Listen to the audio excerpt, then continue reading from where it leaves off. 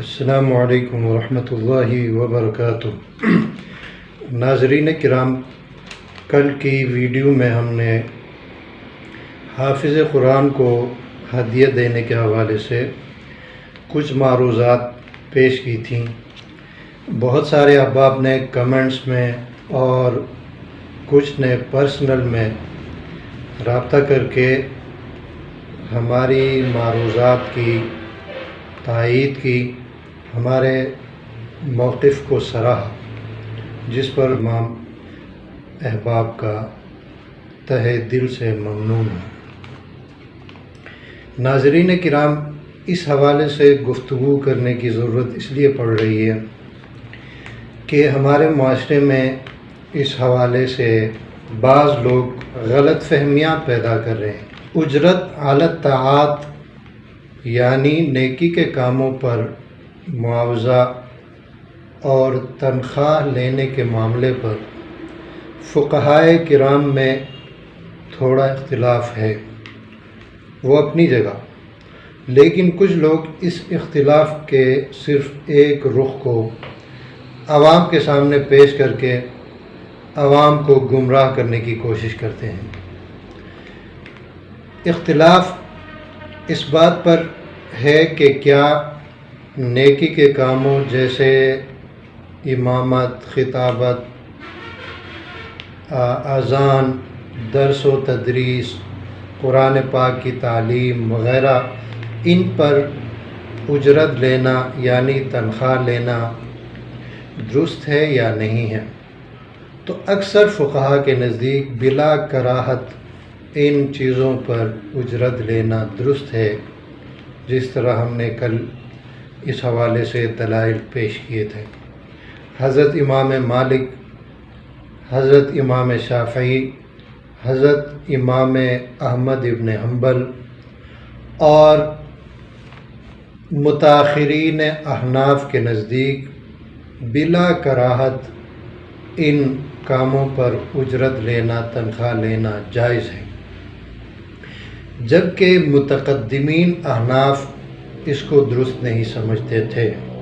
لیکن بعد میں احناف نے بھی جب دیکھا معاملات کو، صورتحال کو، کہ ان امور کی انجام دہی میں، کیونکہ یہ دین کے اہم شعبے ہیں، تو رضاکارانہ طور پر ان کاموں کو انجام دینے کی صورت میں یہ شعبے متاثر ہوں گے، زوال پذیر ہوں گے اور مسلمانوں کا بڑا دینی نقصان ہوگا، تو احناف کے بعد کے علماء نے بھی اس بات پر فتویٰ دیا کہ ان کاموں پر اجرت لینا، تنخواہ لینا بالکل جائز ہے۔ تو صورتحال کی اصل تصویر یہ ہے، لیکن بہت سے لوگ اس کا ایک رخ پیش کر کے لوگوں کو گمراہ کرتے ہیں، اور اس میں یہ باتیں پھیلانے والوں میں دو قسم کے لوگ ہیں۔ ایک تو وہ لوگ ہیں جن کا دین سے کوئی لینا دینا ہے ہی نہیں، اور ان کے پیش نظر یہی ہے کہ یہ چونکہ دین کے اہم شعبے ہیں، ان کو ڈی ویلیو کیا جائے اور ان کو معاشرے کا ایک ناکارہ پرزہ ثابت کیا جائے، جس میں کوئی کشش نہ ہو، جس کی طرف لوگ آنا ہی نہ چاہیں۔ نتیجے کے طور پر یہ تمام شعبے اپنی موت آپ مریں اور دین اسلام کی بقا خطرے سے دوچار ہو۔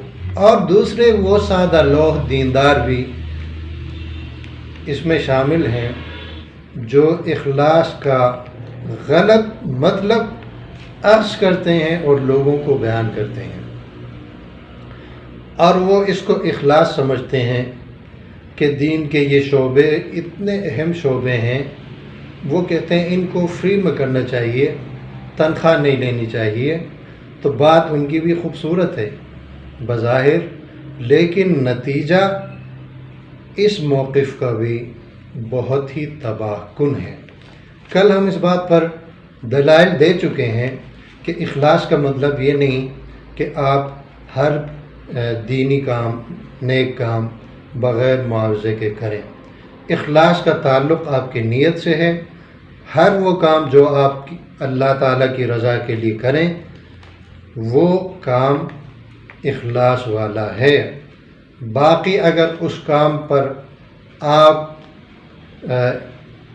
کسی ذمہ داری کی وجہ سے، جس طرح اذان دینے میں آپ ایک ذمہ داری اٹھاتے ہیں، امامت میں آپ ایک ذمہ داری اٹھاتے ہیں، تعلیم قرآن میں آپ ایک ذمہ داری اٹھاتے ہیں، اس ذمہ داری کی آپ تنخواہ لیتے ہیں، تو یہ اخلاص کے بالکل منافی نہیں ہے۔ اور ایک مسلمان چھوٹا سے چھوٹا کام بھی وہ اللہ کی رضا کے لیے کرتا ہے، چاہے جائے کہ وہ امامت ہو، وہ خطابت ہو، وہ قرآن کی تعلیم ہو۔ یہ تو بہت اہم معاملات ہیں، ان میں کوئی بھی مسلمان اللہ کی رضا کے بغیر کام نہیں کر سکتا۔ آپ اندازہ لگائیں کہ جہاد کتنا مقدس فریضہ ہے، لیکن جہاد میں بھی آپ دیکھتے ہیں کہ مال غنیمت مجاہدین میں تقسیم کیا جاتا ہے۔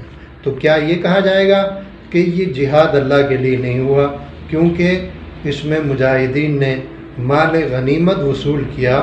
تو یہ آپ جہاد پہ بھی انگلی اٹھائیں گے؟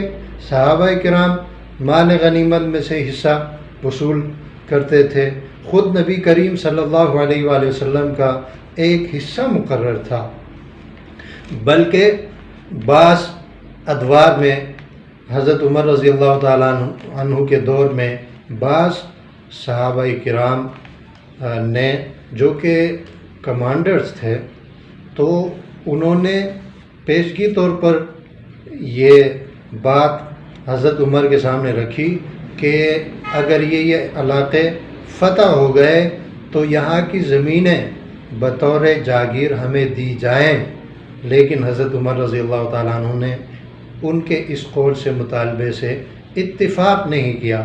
تو یہاں دیکھیں پیشگی طور پہ بھی کہا جا رہا ہے کہ جہاد کے نتیجے میں اگر ہمیں فتح حاصل ہوئی تو جو زمینیں ہوں گی وہ بطور جاگیر ہمیں دی جائیں۔ کسی نے بھی ان صحابہ کے اخلاص پر انگلی نہیں اٹھائی اور اٹھا بھی نہیں سکتے، کیونکہ ضروری نہیں کہ آپ مال غنیمت اگر وصول کریں تو آپ کا اخلاص بھی مشکوک ہو، آپ کے اخلاص کی بھی نفی ہو، اور جو کام آپ نے، جو جہاد آپ نے اللہ کی رضا کے لیے کیا ہے تو مال غنیمت کی وجہ سے وہ جہاد اللہ کی رضا کے لیے نہ ہو۔ حضرت عمر رضی اللہ تعالیٰ عنہ کے دور میں دو قسم کے لوگوں کی تنخواہیں، وظائف سب سے زیادہ ہوتے تھے۔ ایک ججز کی یعنی قاضیوں کی تنخواہیں، اور دوسرے قرآن پڑھانے والوں کی۔ یعنی قرآن پڑھانے والے حضرت عمر رضی اللہ تعالیٰ عنہ کے دور میں ویل پیڈ لوگ شمار ہوتے تھے، ویل پیڈ۔ تو اس دور میں کسی نے یہ نہیں کہا کہ ان لوگوں کو اتنی تنخواہیں کیوں دی جا رہی ہیں، یہ تو اللہ کے لیے کرنا چاہیے۔ تو یہ بچگانہ باتیں ہیں۔ آج بھی عرب ممالک میں آپ جائیں تو وہاں جو امام ہوتے ہیں، خطیب ہوتے ہیں، مؤذن ہوتے ہیں اور قرآن پڑھانے والے معلمین ہوتے ہیں، وہ وہاں کے سب سے زیادہ تنخواہ لینے والے لوگوں میں شامل ہیں، اور وہاں پر کوئی یہ بات نہیں کرتا۔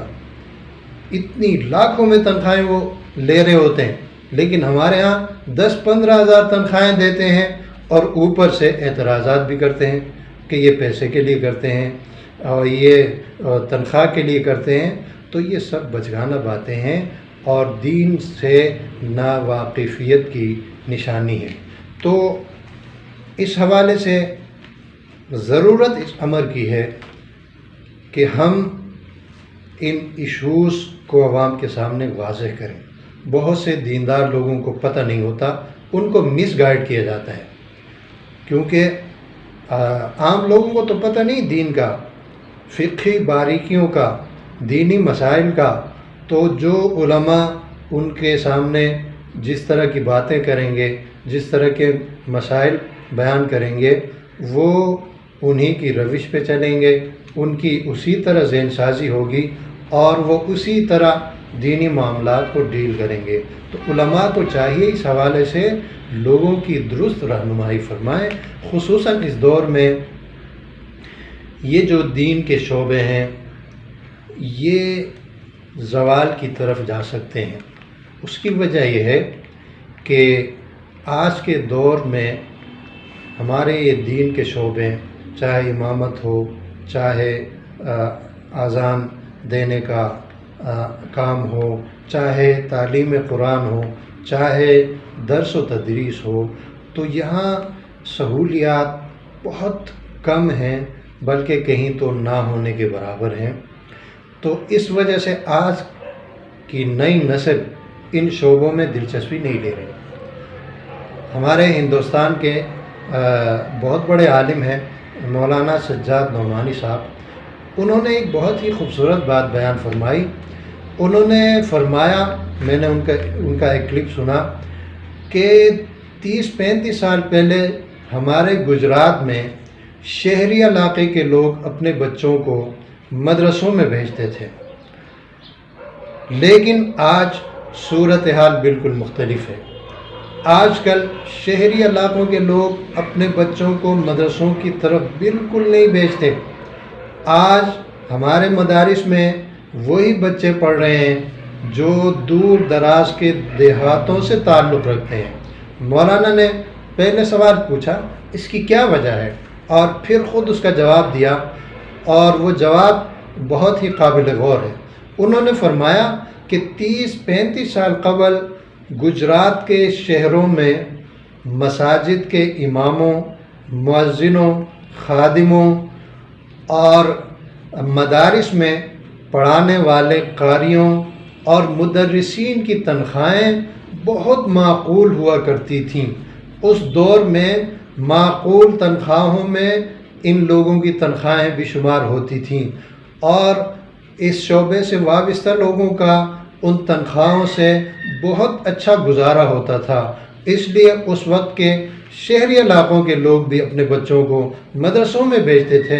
ان کے پیش نظر یہ ہوتا تھا کہ مدرسوں کے دینی ماحول میں تعلیم بھی پائیں گے، ان کی تربیت بھی ہو جائے گی، کل کو کسی مسجد میں امام لگیں گے، مؤذن لگیں گے، خطیب لگیں گے، کسی مدرسے میں قاری لگیں گے، کسی مدرسے میں مدرس لگیں گے، تو ان کے روزگار کا بھی اچھا انتظام ہو جائے گا، اور یہ اپنے خاندان والوں کی اچھے انداز میں کفالت بھی کر سکیں گے۔ گویا ہم خورما ہم ثواب دونوں مقصد حاصل ہو رہے تھے، ثواب بھی مل رہا تھا اور دنیاوی ضروریات بھی پوری ہو رہی تھی۔ لیکن وقت گزرنے کے ساتھ ساتھ اہل مدارس نے، اہل مساجد نے ان شعبوں کے لوگوں کی تنخواہوں پر توجہ نہیں دی۔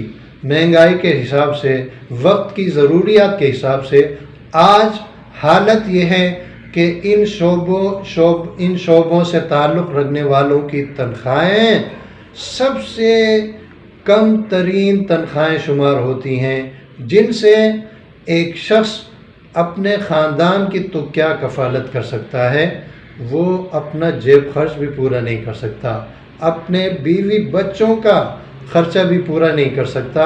اس لیے اس طرح کے لوگ اپنے خاندان والوں کے لیے معاشی طور پر بوجھ بن جاتے ہیں۔ اس لیے شہری علاقوں کے لوگ جو اس معاملے میں بڑے حساس ہوتے ہیں، انہوں نے اپنے بچوں کو مدارس کی طرف بھیجنا بند کر دیا ہے۔ اور یہ بات مولانا سجاد نعمانی کی بہت ہی قابل غور ہے، ہم سب کو اس پر غور کرنا چاہیے۔ ایسا نہ ہو ہماری یہ غفلت برقرار رہے اور ہم اس شعبے میں اصلاح کی طرف توجہ نہ دیں، اور کچھ سالوں بعد ہمارے ہاں بھی یہ معاملہ ہو جائے کہ چند دیہات کے بچے آئے ہمارے مدرسوں میں پڑھیں، اور خدا نہ کرے 30-40 سال بعد ہمیں اچھے مؤذن نہ ملیں، اچھے خطیب نہ ملیں، اچھے امام نہ ملیں، اچھے مدرس نہ ملیں، اچھے مؤذن نہ ملیں۔ کیونکہ دنیا کا اصول ہے، جو کام، جو پیشہ کسی شخص کی معاشی ضرورتوں کی تکمیل نہیں کر سکتا، اس کے 2 وقت کی روٹی کا انتظام نہیں کر سکتا، وہ شعبہ اپنی موت آپ مر جاتا ہے۔ آپ لاکھ اس کے فضائل بیان کریں، فضائل سے کام نہیں چلے گا، عملی اقدامات کی ضرورت ہے، اصلاحات کی ضرورت ہے۔ اس لیے علماء کی ذمہ داری ہے کہ ان باتوں کو ہائی لائٹ کریں، جہاں آپ کو موقع ملے بیان میں، درس میں، ختم قرآن کی تقاریب میں ان چیزوں کو ہائی لائٹ کریں۔ اچھا، یہاں پر میں ایک وضاحت ضروری سمجھتا ہوں، وہ یہ کہ میں نہ باقاعدہ حافظ قرآن ہوں، نہ کہیں پر امام ہوں، نہ کہیں میں بچوں کو پڑھاتا ہوں۔ یہ باتیں جو میں کرتا ہوں یہ میں اپنی ذات کے لیے نہیں کرتا، ان باتوں کا میری ذات کو کوئی فائدہ نہیں ہے۔ میں صرف دین کے ان شعبوں کی اہمیت کی وجہ سے یہ باتیں کرتا ہوں، اور میرے پیش نظر یہ ہے کہ یہ شعبے زوال پذیر نہ ہوں، عدم کشش کی وجہ سے، لوگوں کی بے توجہی کی وجہ سے۔ میرے پیش نظر دین کے شعبوں کی ترقی ہے، میرے پیش نظر یہ ہے کہ ان شعبوں میں جان پیدا ہو، تاکہ اس دور کی نسل ان شعبوں میں کشش محسوس کرے، ان شعبوں کی طرف آئے، ان شعبوں سے بدظن نہ ہو۔ اس طرف آنے کے بعد کوئی شخص کان پکڑ کے واپس نہ پلٹے، ایسے نہ پلٹے کہ واپس مڑ کر کبھی اس طرف نہ دیکھے۔ تو میرے پیش نظر صرف یہ ہے، اور میں صرف اللہ کی رضا کے لیے اور ان دینی شعبوں کی ترقی کے لیے ہر موقع پر یہ باتیں کرتا رہتا ہوں۔ اللہ تعالی ہم سب کو دین کی صحیح سمجھ عطا فرمائے۔ زندگی باقی، ملاقات باقی۔ السلام علیکم ورحمۃ اللہ وبرکاتہ۔